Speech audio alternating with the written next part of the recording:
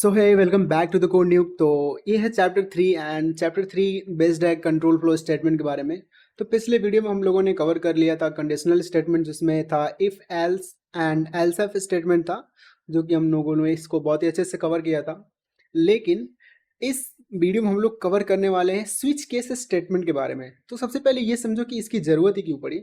So when we come to the if else if and else statement पे, तो इसमें हम लोगों को एक कंडीशन ट्रू होता था तो फिर एक ब्लॉक ऑफ कोड एग्जीक्यूट होता था, या फिर ये गलत होता था तो यहाँ पे ये चेक करता था, अगर ये सही हो गया तो फिर ये ब्लॉक ऑफ कोड एग्जीक्यूट होगा, वरना ये एल्स वाला पार्ट एग्जीक्यूट हो जाता था। ठीक है, बट उसको सिंप्लीफाई करने के लिए स्विच केस का हम लोग यूज करते हैं। तो स्विच केस क्या है कि switch case statement is use when there are the multiple possible value of variables, क्योंकि वहां पे ढेर सारे अगर हमारे पास पॉसिबल वेरिएबल्स हैं तो उसको सॉल्व करने के लिए, उसको टैकल करने के लिए हम लोग स्विच स्टेटमेंट का यूज करते हैं।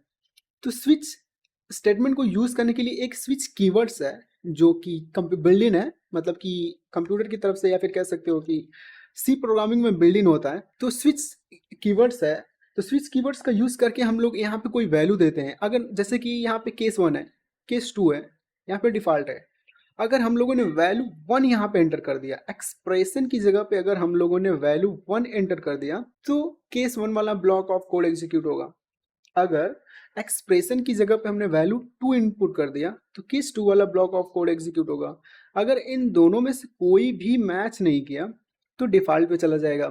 और हम लोग ब्रेक का इसलिए यूज करते हैं कि अगर मान लो वैल्यू 1 एग्जीक्यूट हो गया, मान लो कि यहाँ पे वैल्यू 1 हमने रख दिया, ठीक है, तो ये वाला ब्लॉक ऑफ कोड एग्जीक्यूट होगा, लेकिन उसके बाद से ये भी एग्जीक्यूट होने लग जाता है। ठीक है, ये भी एग्जीक्यूट होने लग जाता है। हमें उस चीज को रोकने के लिए हम लोग ब्रेक का यूज करते हैं। इसको हम देखेंगे कि कैसे ये काम करता है एंड कैसे ये दिक्कतें प्रोड्यूस करता है, मतलब दिक्कतों को सॉल्व करता है, प्रोड्यूस नहीं करता है। तो फिर ठीक है, let's move to the VS code. और VS कोड मैंने पहले से ही ओपन कर रखा था, so just open your VS code. So एक छोटा सा एग्जांपल लेते हैं, जैसे कि हमने देखा स्विच, सबसे पहले हम लोगों ने स्विच का यूज किया था। तो स्विच में सबसे पहले हम लोगों ने क्या देखा था, एक एक्सप्रेशन होगा, ठीक है, एक कांस्टेंट एक्सप्रेशन होगा, ठीक है, उसमें से ब्लॉक ऑफ कोड एग्जीक्यूट होगा, उसके बाद से ब्रेक हो जाएगा। तो ब्लॉक ऑफ कोड में यहाँ पे हम लोगों ने लिख देते हैं, जैसा जैसा सेम टू सेम हमने देखा था ना, वैल्यू 1, ठीक है, वैल्यू 1 हमने वहां पे देखा था। जब भी वैल्यू 1 वहां पे आ रहा है ना, वैल्यू 1 वहां पे आ रहा है, तो हमें क्या होना चाहिए, हमें होना चाहिए कि यू चूज वैल्यू 1। तो हमने प्रिंटफ कर लिया, एक minute, printf you choose value 1, ठीक है। तो अगर वैल्यू 1 वहां पे तुम चूज कर रहे हो तो यहाँ पे लिख देगा कि यू चूज वैल्यू 1। एक चीज और ले रहे हैं कि अगर तुमने 2 को चूज किया, एक मिनट, अगर तुमने वैल्यू 2 को चूज कर दिया तो इसमें आना चाहिए कि यू चूज वैल्यू 1। अगर कुछ नहीं चूज किया तो यहाँ पे क्या आना चाहिए, इसको मैंने यहाँ पे लिख लिया, कॉपी पेस्ट कर लिया कि यू चूज रॉन्ग वैल्यू, ऐसा कुछ लिख के आना चाहिए, ठीक है, ऐसा कुछ लिख के आना चाहिए कि यू चूज रॉन्ग वैल्यू। तो सबसे पहले मैं क्या कर रहा हूँ, एक्सप्रेशन की जगह पे अगर हमने लिखा वैल्यू 1, ठीक है, तो एक्सप्रेशन की जगह पे हमने वैल्यू 1 लिख लिया, लेकिन यहाँ पे रेड रेड रेड लाइन दिख रहा है क्योंकि उसको हमने डिक्लेयर नहीं किया। तो लेट मी कि value 1 equal to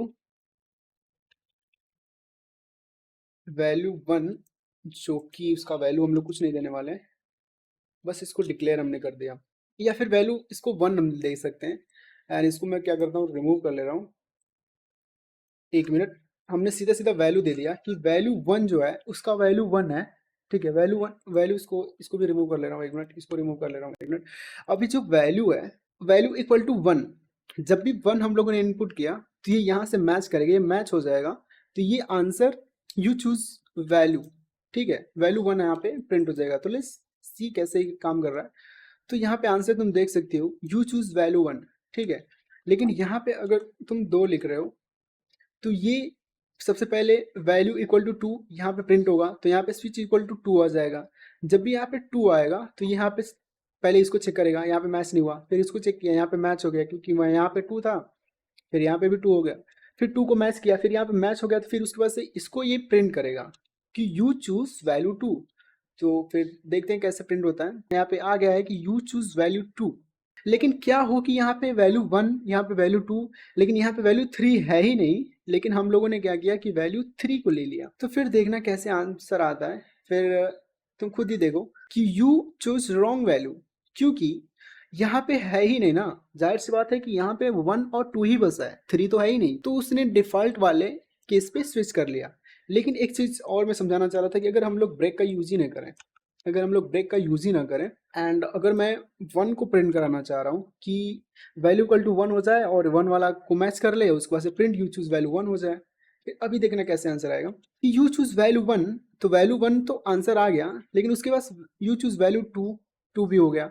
you choose wrong answer, ये सारे को प्रिंट कर दे रहा है। इसीलिए हम लोग ब्रेक का यूज करते हैं। आई होप तुम्हें ब्रेक का यूज कैसे करते हैं वो तुम्हें समझ में आया होगा। तो इसको मैं रिमूव कर ले रहा हूँ। अरे एक बढ़िया सा एग्जांपल लेते हैं ताकि और भी अंडरस्टैंडिंग हो जाए। तो इसको मैं इसको बड़ा कर लेता हूँ, ताकि मोबाइल फ़ोन पे दिखता नहीं है इसलिए इसको बड़ा करना पड़ता है। सो फिर ठीक है, तो दूसरा एग्जांपल हम लोग ले सकते हैं। तो खुद सोचो यार क्या ही ले सकते हैं। स्विच केस से हम लोग कैलकुलेटर बनाए क्या? ठीक है, फिर कैलकुलेटर बनाते हैं। तो कैलकुलेटर बनाने के लिए क्या क्या जरूरत पड़ता है? तो सबसे पहले कैलकुलेटर बनाने के लिए दो चीज़ की जरूरत पड़ती है।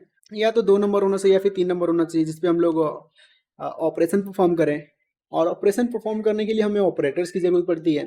ऑपरेटर्स क्या होता है? प्लस होता है, माइनस होता है, मल्टीप्लिकेशन, सब्सट्रैक्शन, ये सारी चीज़ें तुम लोगों ने पढ़ रखी है। मैंने बोला भी था कि वो सारी चीज़ें पढ़ो क्योंकि वो इम्पोर्टेंट है। तो हम लोग क्या करें, सबसे पहले हम लोगों ने एक ऑपरेटर लिया, ठीक है।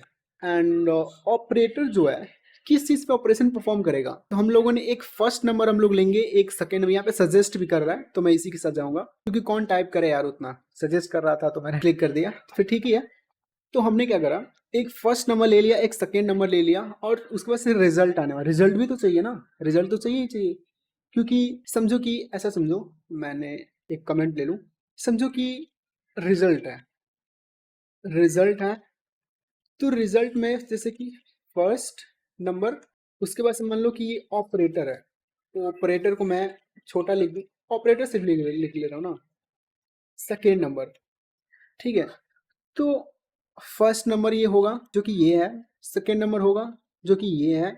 इसके बीच में कोई ऑपरेशन परफॉर्म होगा जो कि प्लस होगा, माइनस होगा, या फिर मल्टीप्लिकेशन, सब्सट्रैक्शन, डिवीजन ऐसा होगा। और सभी का जो कैलकुलेशन होगा वो जाके रिजल्ट में स्टोर हो जाएगा, उसको हम लोग प्रिंट करा लेंगे। तो ऐसा ही कुछ हम लोग करने वाले हैं। तो हम लोग ऑपरेटर को यूजर से इनपुट लेने के लिए सबसे पहले हम लोग एक अपने टर्मिनल पे ऑप्शन चाहते हैं। तो ऐसा लेके आना चाहिए कि एंटर अ ऑपरेटर, ठीक है। तो हमने एंटर अ ऑपरेटर से प्रिंट क्या काम करता है, एक टर्मिनल पे एक, जैसे देख सकते हो टर्मिनल पे एंटर एन ऑपरेटर, ठीक है। यहाँ पे मैं कुछ लिख नहीं पा रहा हूँ, यहाँ पे लिखने लग जा रहा हूँ, देख रहे हो।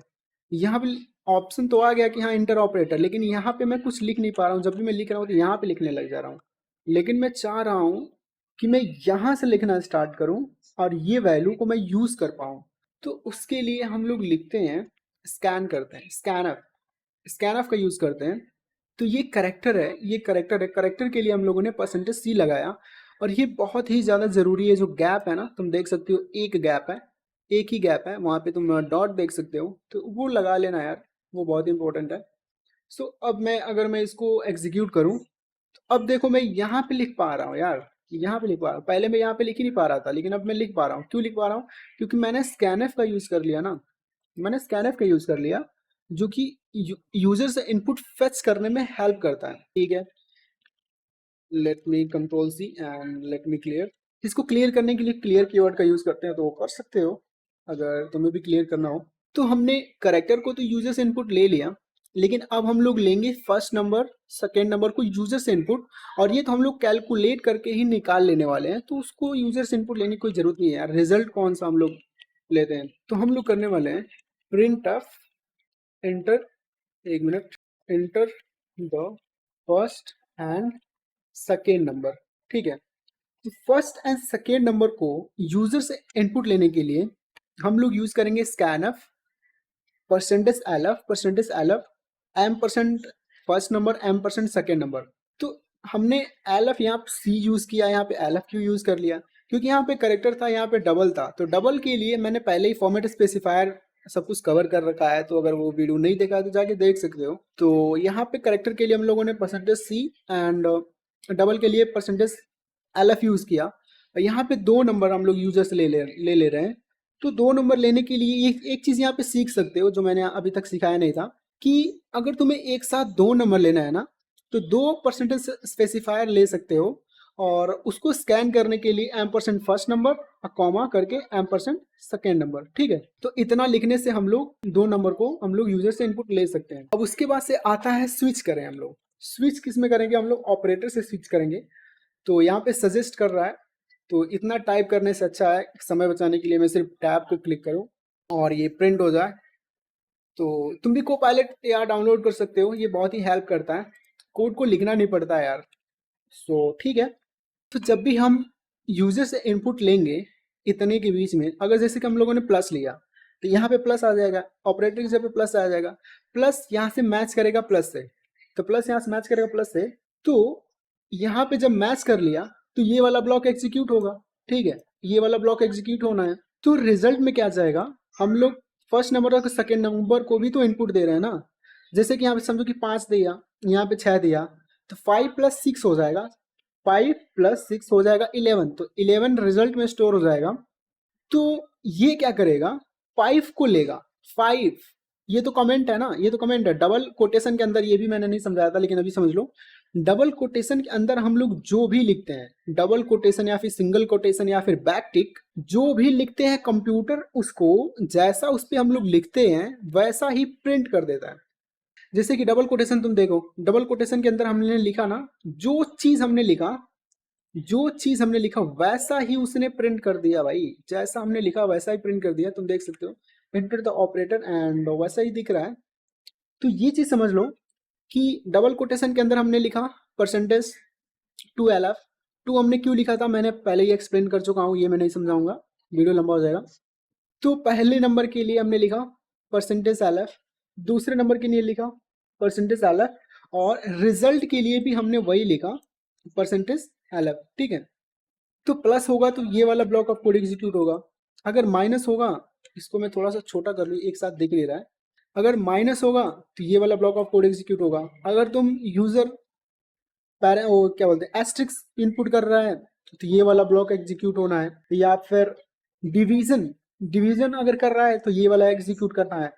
तो डिवीजन में उसने लिखा इफ एल्स का फिर से यूज कर लिया, क्योंकि अगर डिवीजन मान लो तुमने 0 से डिवाइड कर दिया तो 0 से डिवाइड तो कर ही नहीं पाएगा ना, 0 से डिवाइड तो कर ही नहीं पाएगा। तो हमने एक इफ एल्स स्टेटमेंट लिया कि अगर 0 नहीं होता है, अगर 0 नहीं होता, सेकेंड नंबर से हम लोग डिवाइड करने वाले हैं, तो अगर सेकेंड नंबर से यहाँ पे डिवाइड करने वाले हैं, तुम देख लो सेकेंड नंबर से डिवाइड करते रहे, तो हमने ये कहा कि अगर सेकेंड नंबर 0 नहीं होता है तब तो ये ब्लॉक ऑफ कोड एग्जीक्यूट कर दो, तब तो ये ब्लॉक ऑफ कोड एग्जीक्यूट कर दो। लेकिन अगर यूजर 0 इनपुट कर दिया तो एरर हमें ऐसा आउटपुट में लेके आना चाहिए। तो फिर ठीक है, अगर हम लोगों ने कुछ और आइकन प्रिंट कर दिया जो कि इसमें हम लोगों ने दिया ही नहीं है, प्लस माइनस एस्ट्रिक्स डिवीजन को छोड़ के अगर हम लोगों ने कुछ और प्रिंट कर दिया, तो फिर आंसर में आना चाहिए एरर इनवैलिड ऑपरेटर्स।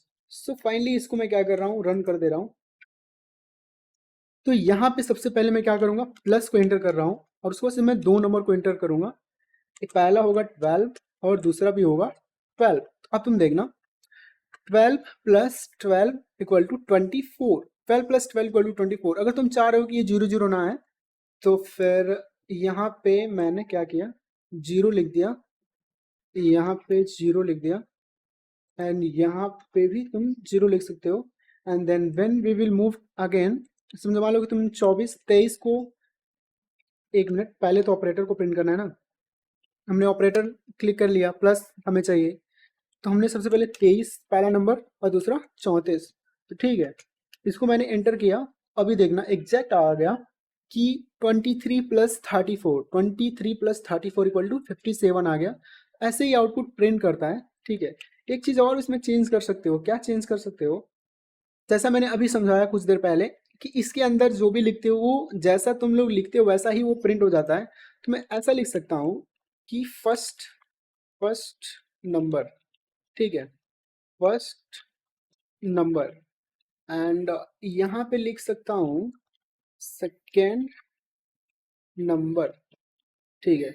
एंड यहाँ पे लिख सकता हूँ result, first number second number and equal to, बस first number plus second number equal to result नहीं लिखूंगा, बस इतना ही मैं रहने दे रहा हूँ।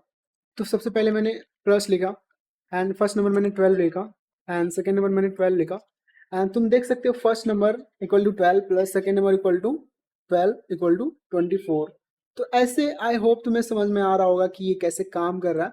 तो फिर से मैं इसको छोटा कर दे रहा हूँ ताकि तुम इसको ठीक से स्क्रीनशॉट ले पाओ या फिर इसको फिर से तुम कोड कर पाओ। तो इसको समझना यार बहुत ही इंटरेस्टिंग सा ये क्वेश्चन है एंड बहुत ही हेल्प करेगा आप लोग को आगे लॉजिक बिल्ड करने में। फिर ठीक है, thank you for watching and मिलते हैं नेक्स्ट वीडियो में।